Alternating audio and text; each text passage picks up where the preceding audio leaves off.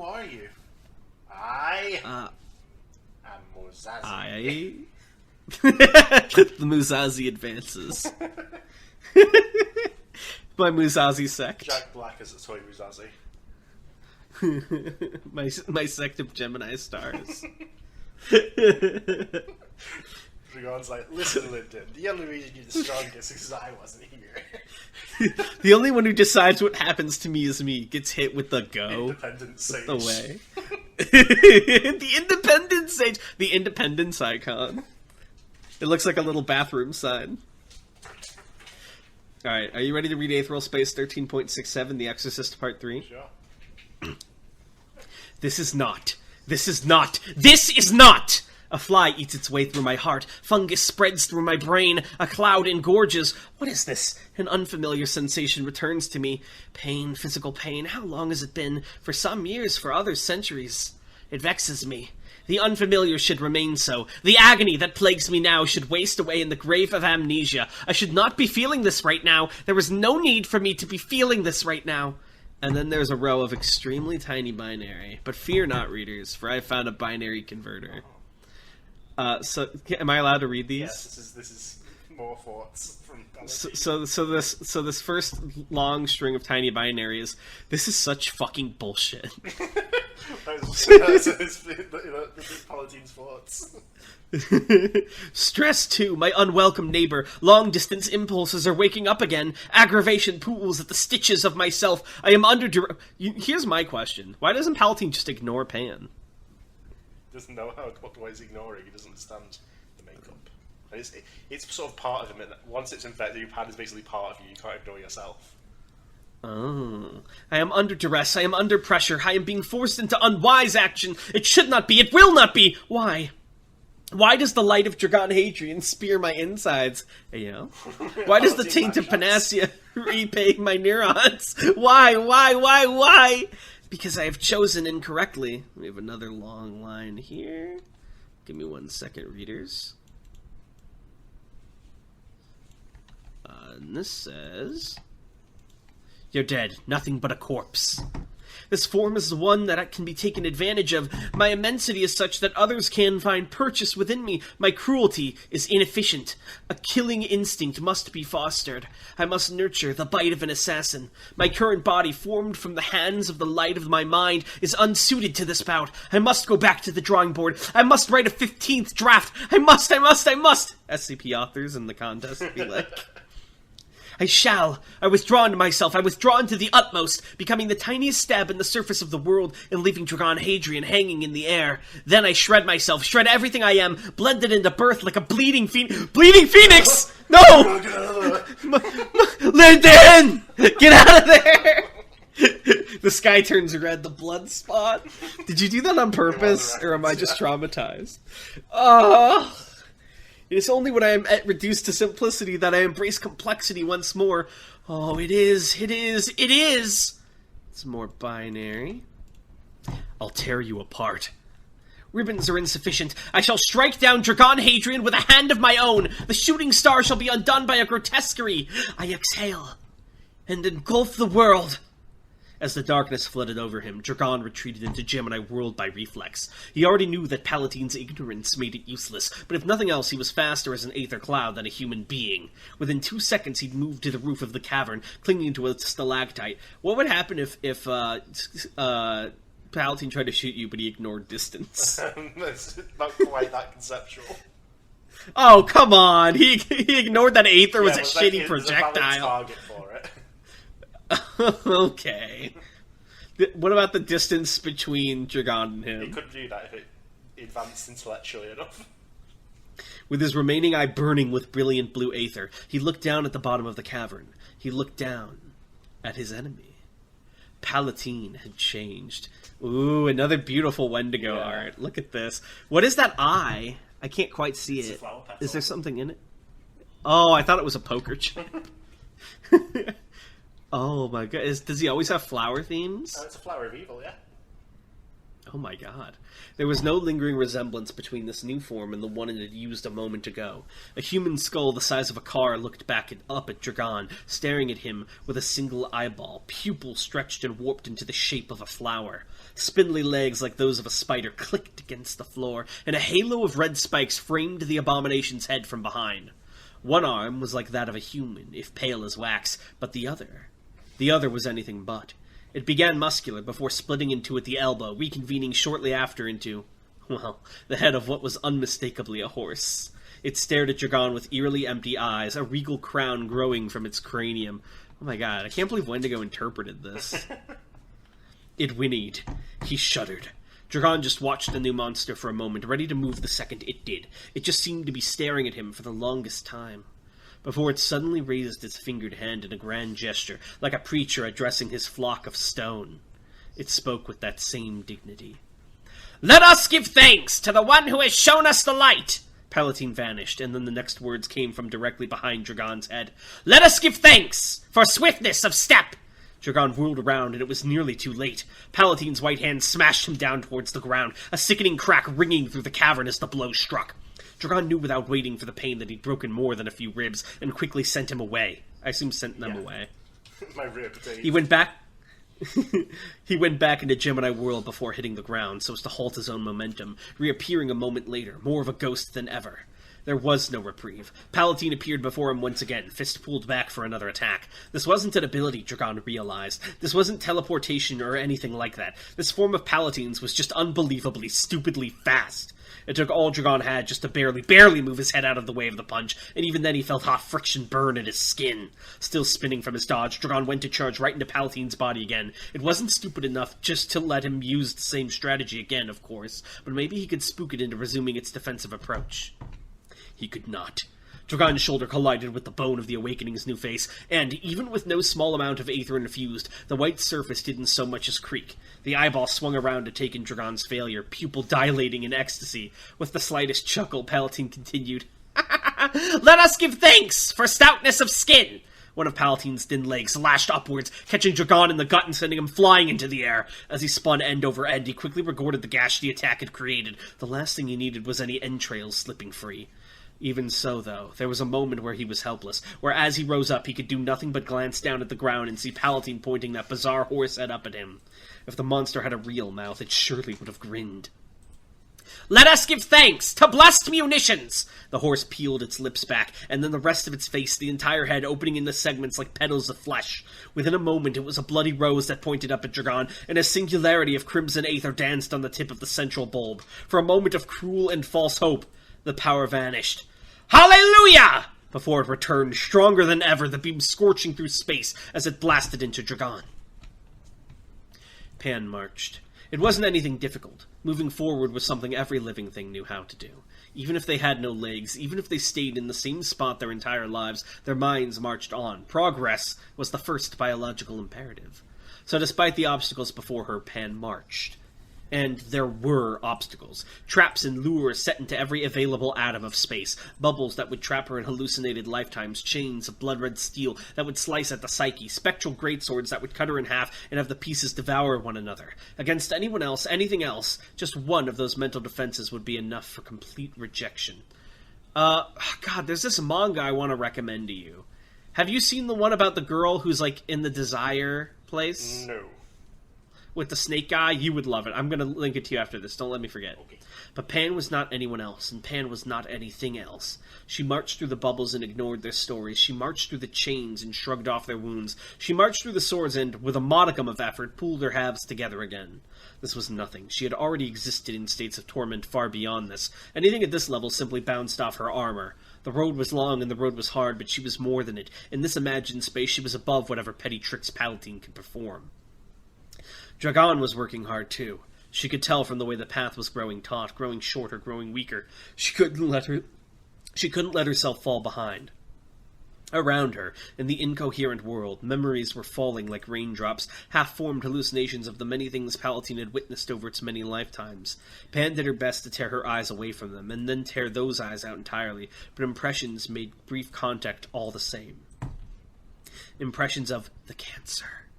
The three brothers of blue eyes gathered at the beginning. One held in his hand a demon to whisper of peace and joy, another held a harpoon to strike down those he despised, and the third held nothing at all. Two of them would live on in history.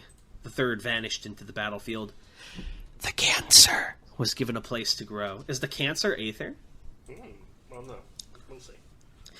The savior of humanity, turning against those he had saved. With lantern in hand, he scorched his mark into the galaxy, striking down the warriors and demons that came against him. A supremacy established. The cancer was born. The machines, driven by unknowable calculus, churning across the galaxy to rid it of pests, each ever-changing, each ever-killing, birthed from the silent world of metal. It breathed still. The cancer! Through victory and legend spread its reach.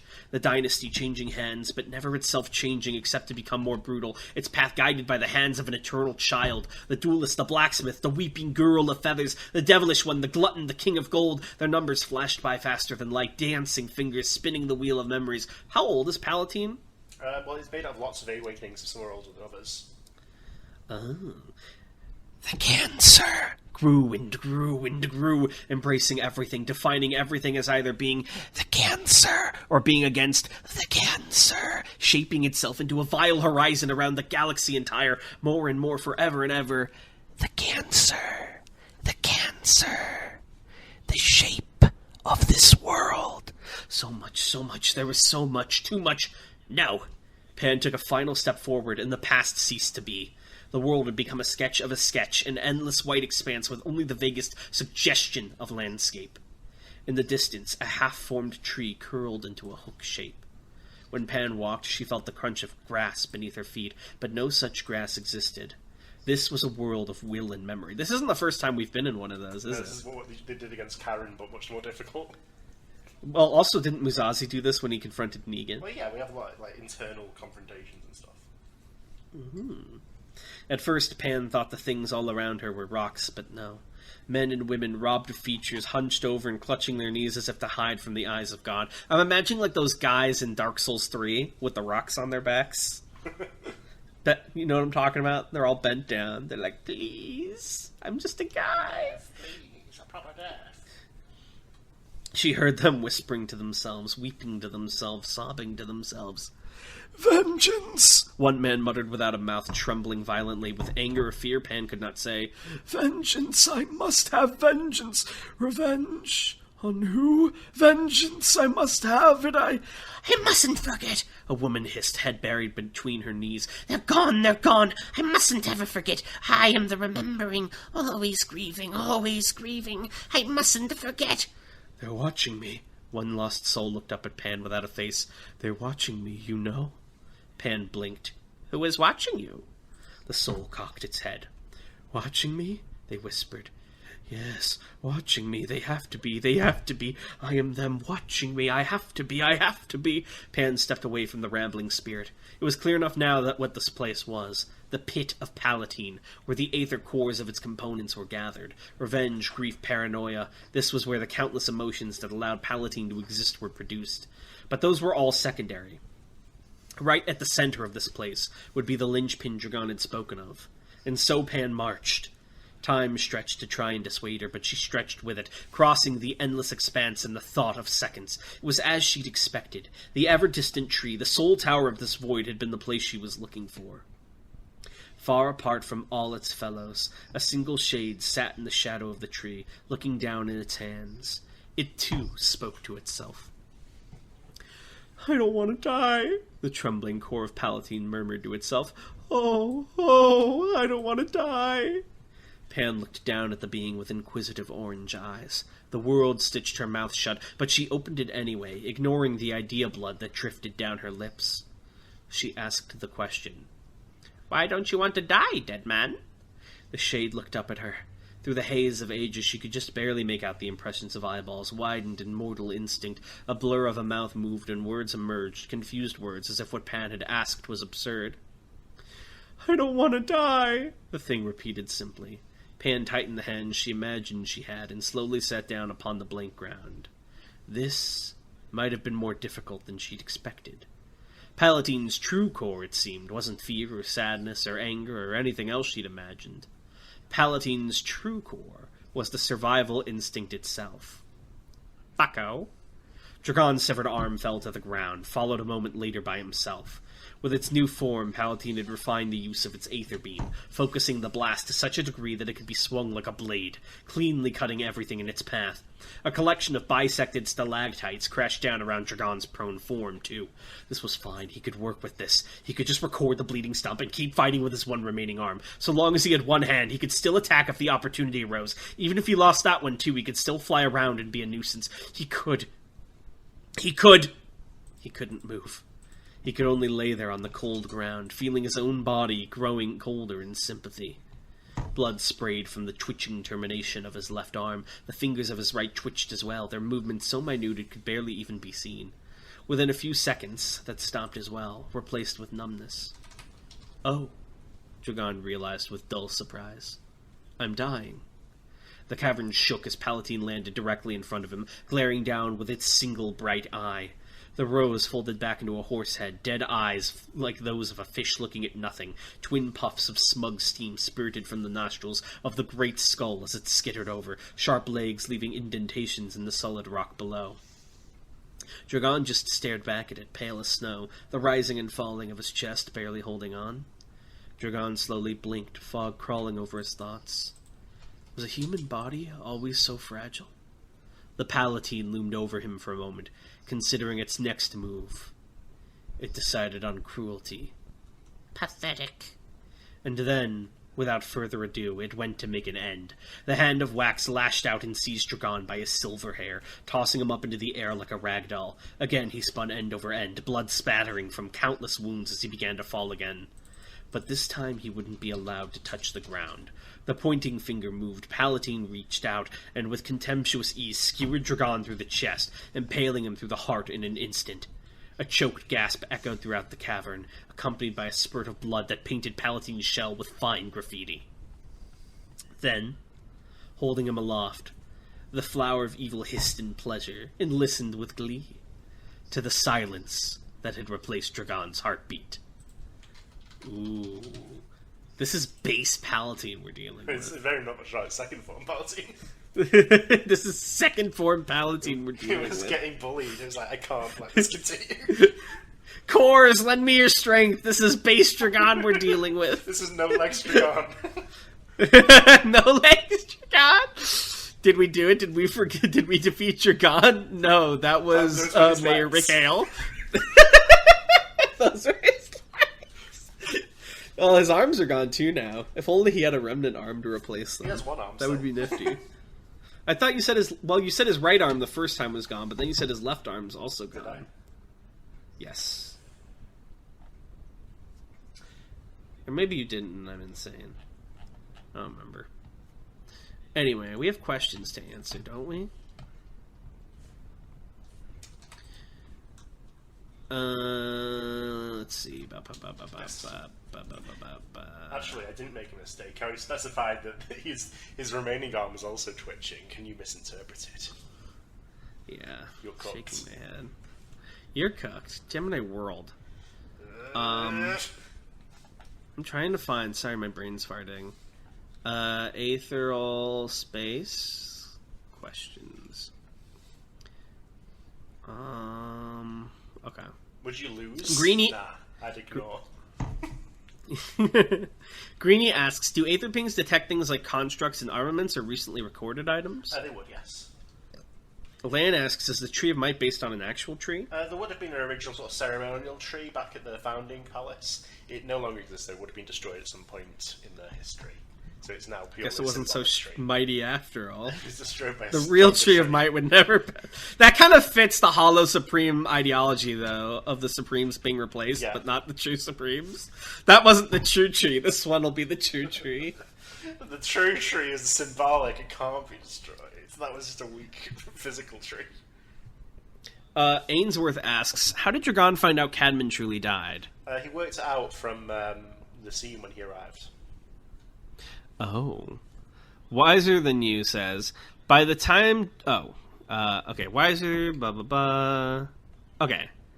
Quaker asks, how does the AWL choose codenames for awakenings they find? It's generally up to the person who discovers it, but usually they have generally Like an SCP format? Well, no, it's a word in all caps, usually. So Palatine, Interloper, which is the black blur that messed with Bruno and Serena.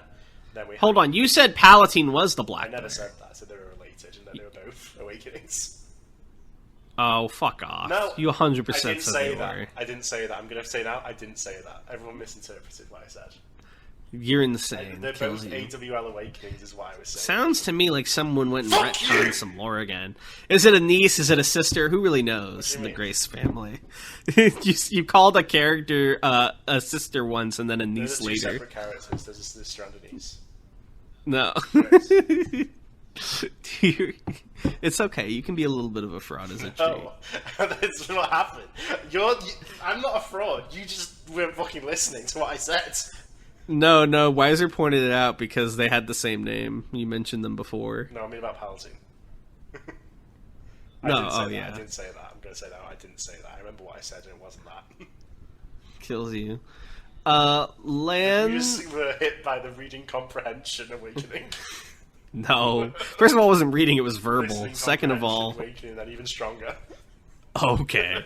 Rurum asks, each of the members of the crew, including Skipper and North, get a fuck you amount of money that they can only spend on self-luxuries. How do they spend it? Like no funding of paramilitary, no charity, just fun, selfish spending. Roof would probably sell the amount of junk food for Roof, hamburger. And Hamburger. I don't know, it's like sports stuff for Roof probably as well. And movies. What about Dragon? Dragon, some video games to begin with. Some movies. What about North? North? Oh, he'd live Yeah. up. He'd go to fucking restaurants, expensive parties, nightclubs, VIP, champagne. Oh! What about Bruno and He live in Serena? a Yakuza sub-story. You know? Alright, what about Skipper? I like how you skip Bruno and Serena. Bruno and Serena, well, Serena would like cakes. She likes cakes and stuff. Aw. Bruno would, I don't know, he's sort of like a tight ass, so maybe he would just like, we have to invest it. That's a selfish spending. I'm gonna put it all in crypto. Savings. Serena. What if we need it one day? Serena, no. And then what- There's too many cakes. What would Skipper do? I'm curious. Skipper, I don't think he would know what to do with it. Lan says, That's if so all... sad. Yeah, that's fucked up. He's like, I have no purpose to exist. Lan asks, if all the Supremes came to life again and there was an election to vote one back into power, who would the supremacy elect? Probably Gale the Golden. He was well liked. He was nice. Hell yeah. He was the big King Arthur. He doesn't do fucked up shit generally to his own people. Henry Hell fucking eats yeah. guys. Alright, we told Henry's you a like, lot vote of for me and my vice president, my beloved son. this. Burr! It's like, you know, It's just sorry, the arm comes out. I'll vote for you, father. I'll be your VP, and then you won't be an accident. Nine would never. Nine would never vote for his father. He would not give a fuck either way. He's like, oh, my dad came back to life. Cool, whatever. Alright, well, thank you guys for watching, and we'll see you next time. Bye!